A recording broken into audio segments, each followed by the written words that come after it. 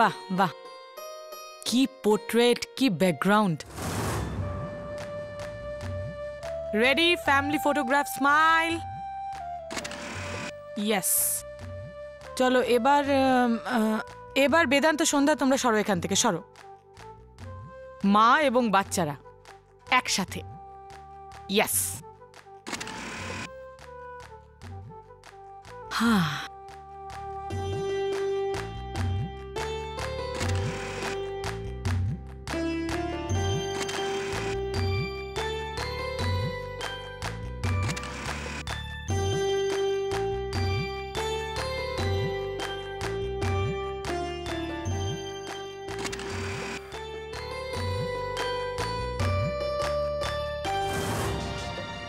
যত হাসার হেসে নেব সুধা। এই হাসি বেশি দিন তো চেহারায় থাকবে না। যেমন তুই আমাকে সবার থেকে আলাদা করে দিয়েছিস, দেখিস তুই এক এক করে আমি সবাইকে তোর বিরুদ্ধে করে দেব। এই বাড়িকে এত খুশি আমি অনেক দিন পরে দেখছি, আর এর সমস্ত কৃতিত্ব বসুধার।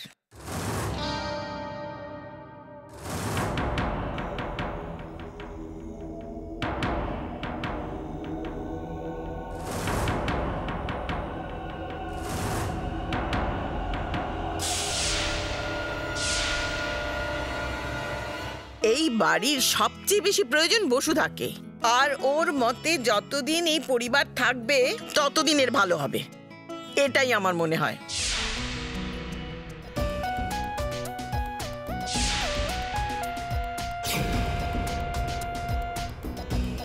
তোমরা আবার এসব কি আলোচনা শুরু করলে? না দিদি, এ কথা বলাটা জরুরি। দেখছো না কতদিন বাদে বাড়ির সকলে আমরা কত খুশি। তোমার পরিশ্রমের ফল এটা। তুমি যদি বাড়িতে না থাকতে না, তো এই পরিবারকে পরিবার মনে হতো না।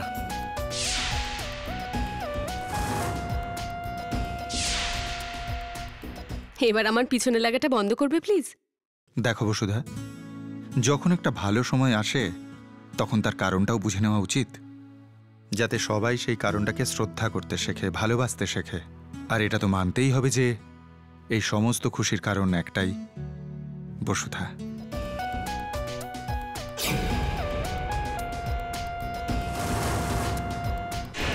কি বলেন?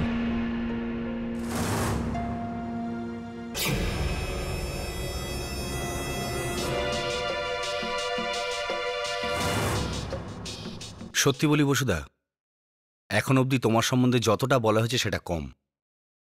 এই কথাটা হয়তো আজ রাতে আমি দ্বিতীয়বার বলছি, কিন্তু আমি তোমার মতো মানুষ দেখিনি।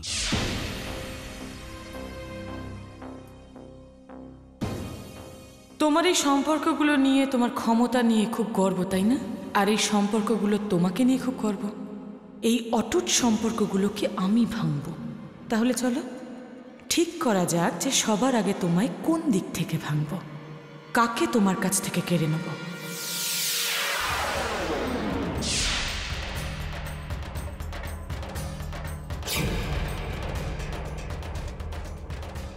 সরি সুশান্ত, বসুধার থেকে তোমাকে তো আলাদা হতেই হবে। চলুন শর্মা বাবু, গুড নাইট। বেশ সুন্দর, আমি গুড বয়ের মতো যাচ্ছিলাম, গুড নাইট বলে ফেঁসে গেলে তো। ফাঁসলাম কি করে? দেখো, আমি তো একেবারে চুপচাপ চলে যাচ্ছিলাম, অন্য রাতের মতো এটাও কেটে যেত। আর গুড নাইট যখন বললে, গুড তো করতেই হবে। আর নাইটকে গুড করার আমার একটাই রাস্তা আছে। কি? আরে দিন হোক বা রাত হোক, সেটাকে গুড একজনই করতে পারে, সেটা হলো বসুধা। এমনিতে আপনার নাইটকে গুড করার আইডিয়াটা খারাপ নয়, কিন্তু ভাবছি যাব কি যাব না। দেখো বসুধা, কোনো একজন মহাপুরুষ বলে গেছেন, বেশি চিন্তা করলে কাজটা কম হয়, তাই চিন্তা না করে চলো।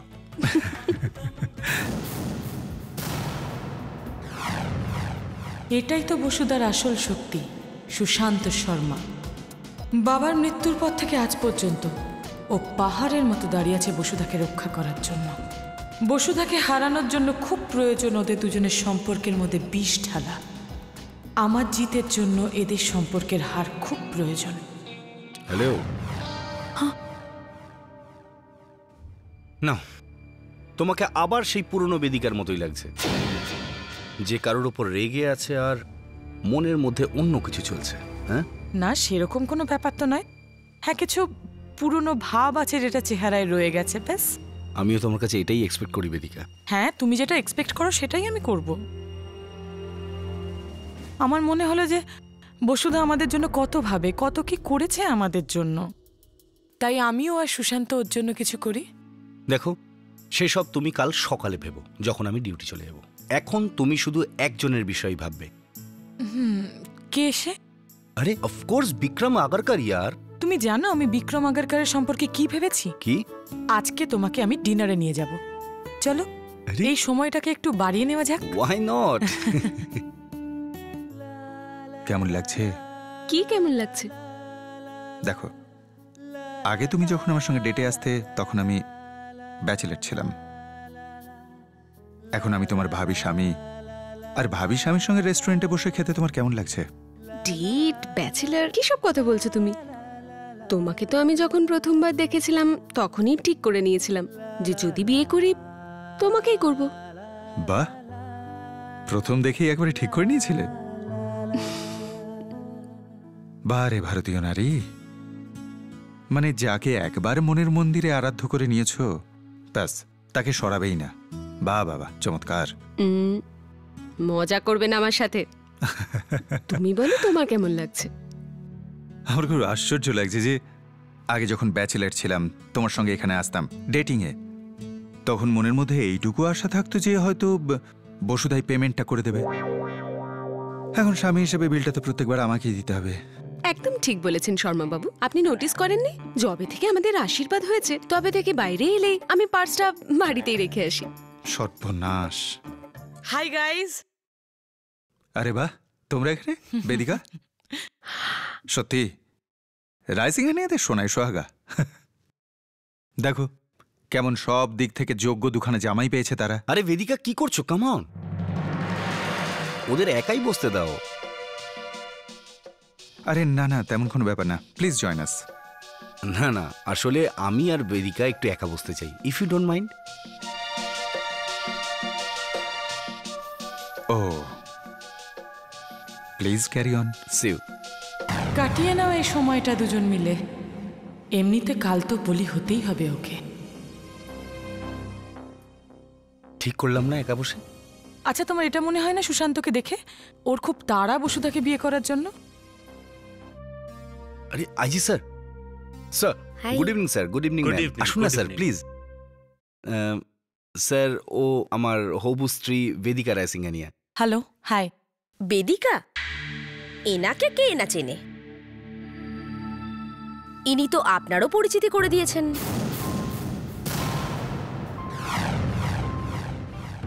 আই এম সরি ম্যাম, আমি ঠিক বুঝলাম না। আপনি actually she is talking about lady lakh.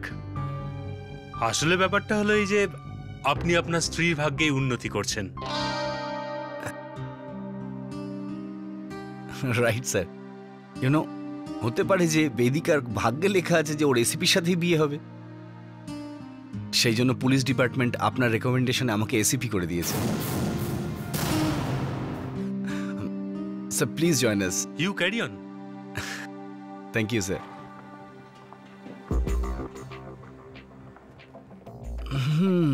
মনে হচ্ছে আজ সবার সাথে এখানেই দেখা হয়ে যাবে।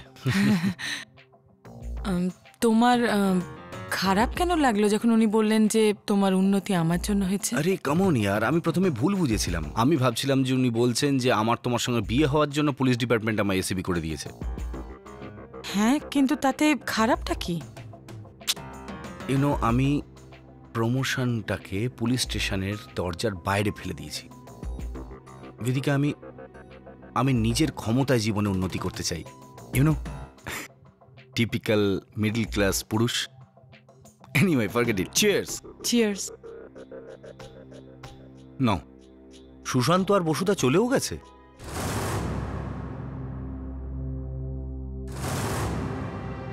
কাল সকালে অফিসে অনেক কাজ আছে, তাই হয়তো এই জন্যই।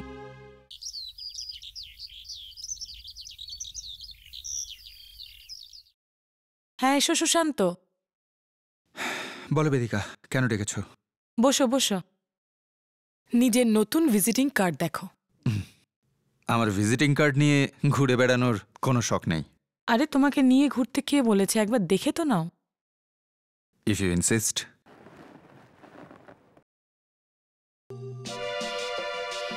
সো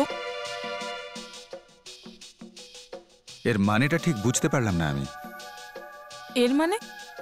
এর মানে হলো ডিরেক্টর অফ দৈনিক দর্পণ ইন ব্যাঙ্গালোর। কি তোমাকে শেয়ার হোল্ডার বানানো হচ্ছে? একটা কমপ্লিট অফিস তোমাকে দিয়ে দেওয়া হচ্ছে যেটা তুমি তোমার মতো করে চালাবে, আর কি চাই? অতদূর পর্যন্ত আমি বুঝতে পেরেছি, কিন্তু এতে অ্যাড্রেসটা ভুল আছে। তুমি ভাবলে কি করে আমাকে ব্যাঙ্গালোর চলে যেতে বলবে আর আমি চলে যাব? Come on Sushant, I mean এত ভালো অপরচুনিটি তুমি কেন মিস করবে এটা? Thanks for your kind opportunity, but এই মুহূর্তে আমি মুম্বাই ছেড়ে কোথাও যাব না। আর এটাকে কেন্দ্র করে তুমি যদি আমার চাকরি নিয়ে কিছু করতে চাও, সেটা তোমার ইচ্ছা।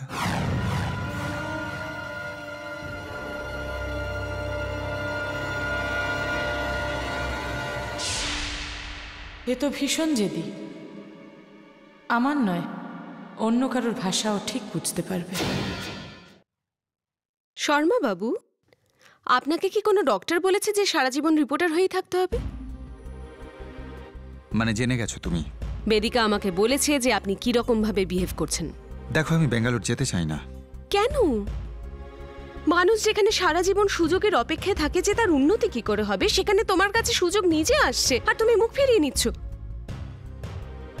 সুশান্ত, বেদিকা তোমাকে বোর্ড অফ ডিরেক্টরসের অংশ বানাতে চাইছে। ব্যাঙ্গালোরের অফিসটা তুমি নিজের ইচ্ছে মতো চালাতে পারো, প্রবলেমটা কোথায়? প্রবলেম হচ্ছে এই মুহূর্তে আমার এখানে থাকাটা খুব জরুরি। বসুদা, এত চেষ্টা করে আমাদের লাইফটা একটু সেটেল হয়েছে। এখন অনুভব করছি আমাদের সম্পর্কের ভিতটা একটু মজবুত হয়েছে, সম্পর্কটাও দৃঢ় হয়েছে। আর তুমি বলছো এই সময় আমি এখান থেকে চলে যাব? No, I can't do that. Sushant, নিজের কেরিয়ারটাকে নিয়ে ভাবো না। এই সংসারটাকে আমি সামলে নেব।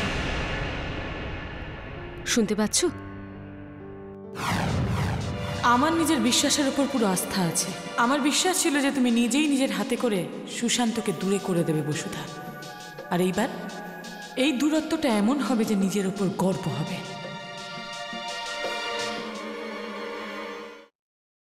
এই নিন, আপনার ব্যাগ প্যাক হয়ে গেছে। আমায় ব্যাঙ্গালোরে পাঠানোর খুব তাড়া দেখছি। না, আমি শুধু এটুকু চাই যে তুমি আমার প্রবলেম থেকে দূরে থাকো, যাতে তুমি নিজের কেরিয়ারে কনসেন্ট্রেট করতে পারো আর নিজেকে প্রমাণ করতে পারো। আর এটা প্রমাণ করার জন্য সারা জীবন পড়ে রয়েছে। একদম না, বয়স এক এক মুহূর্ত পেরোতে পেরোতে হাতের বাইরে বেরিয়ে যাচ্ছে। তাহলে নিজেকে প্রমাণ করার জন্য এই মুহূর্তটাই নয় কেন? কারণ এই মুহূর্তটায় বসুধার আমাকে প্রয়োজন ছিল। ছিল নয়, আছে। তোমার প্রয়োজন আমার সারা জীবন থাকবে, কিন্তু সারা জীবন ধরে তোমাকে আমার আঁচলে বেঁধে রাখতে তো পারবো না। না, সেজন্য বুকে পাথর রেখে তোমাকে ব্যাঙ্গালোরে পাঠাচ্ছি। আমরা সারা জীবন ধরে সবার জন্য অনেক কিছু করেছি সুশান্ত, এবার নিজেদের কথা ভাবার সময়। আপনি আপনার সমস্ত দায়িত্ব পালন করেছেন, কিন্তু আমার দায়িত্বও তো আপনার কাঁধে রয়েছে। আমি জানি তোমার সমস্ত কথা একদম ঠিক বসুধা, কিন্তু কেন জানি না মনে হচ্ছে কোথায় একটা গোলমাল রয়েছে। আমার তোমার পাশে থাকা উচিত এখন। কিছু সমস্যা রয়েছে এখনো, যেটা তোমার। হ্যালো। আরে সুশান্ত কোথায়? এতক্ষণ ধরে ফোন করছি, ফোনই তুলছে না। হয়তো সাইলেন্ট করা রয়েছে, প্যাকিং করছিল তো, এয়ারপোর্টে যাওয়ার প্রস্তুতি নিচ্ছে। আরে একটা কাজ কর না, আমি বাড়ির নিচেই দাঁড়িয়ে আছি, ওকে তাড়াতাড়ি নিচে পাঠিয়ে দেয়। অ্যাকচুয়ালি অফিসের কিছু কাজ ছিল, তাই আমি ভাবলাম ওকে এয়ারপোর্টও ছেড়ে দেবো আর রাস্তায় কথাগুলোও বলে নেবো। তুই ওকে এয়ারপোর্টে ড্রপ করতে চাস? না, আমি চলে যাব। না না বেদিকা, যদি দরকারি কাজ থাকে তাহলে আমি পাঠাচ্ছি। কিন্তু তাড়াতাড়ি পাঠাবি ওকে। ঠিক আছে। আর অফিসের কোনো দরকারি কাজ আছে যেটা তোমায় বলতে চায়। ফোনেও কথাটা বলতে পারতো। আরে এতটাই দরকার হয়তো যেটা তোমাকে সামনাসামনি বলতে চায়। তুমি যাও আর বাড়ির চাবিটা আমায় দিয়ে যাও, আমি ঘরটা গুছিয়ে বন্ধ করে দিয়ে যাব।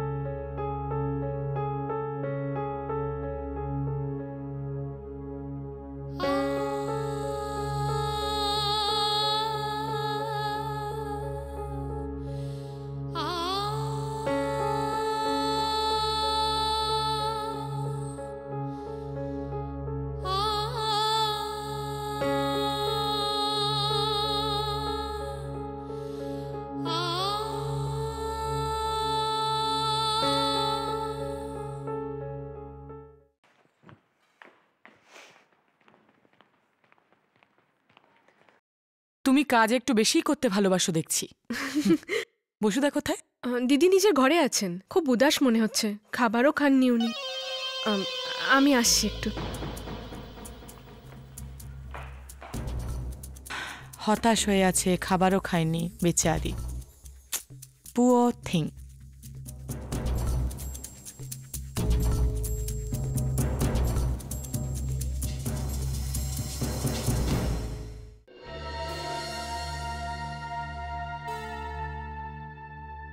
বসুধা আমাকে প্রাণের থেকেও বেশি ভালোবাসে। ইয়া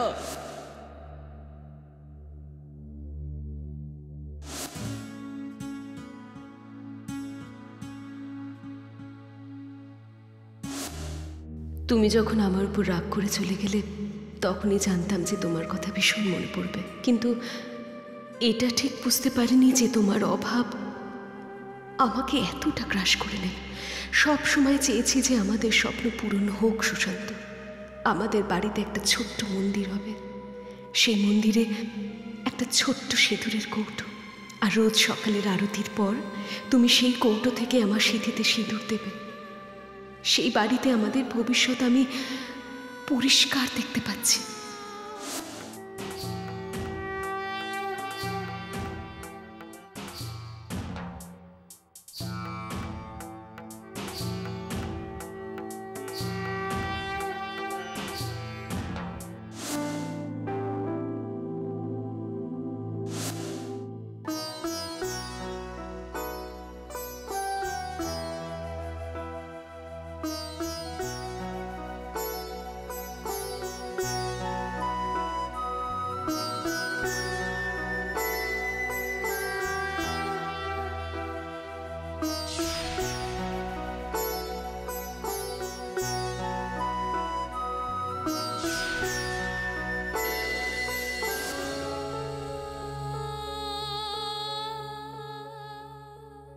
কিন্তু সেই স্বপ্ন পূরণ করার পথটা যে এতটা লম্বা হবে এটা তোমার চলে যাওয়ার পরে আমি বুঝতে পারলাম।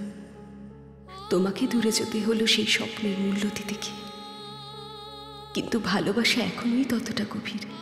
প্রতিজ্ঞা করছি সুশান্ত, তোমার বসুধা তোমার প্রতীক্ষা প্রতিটা পল প্রতিটা মুহূর্তে করবে।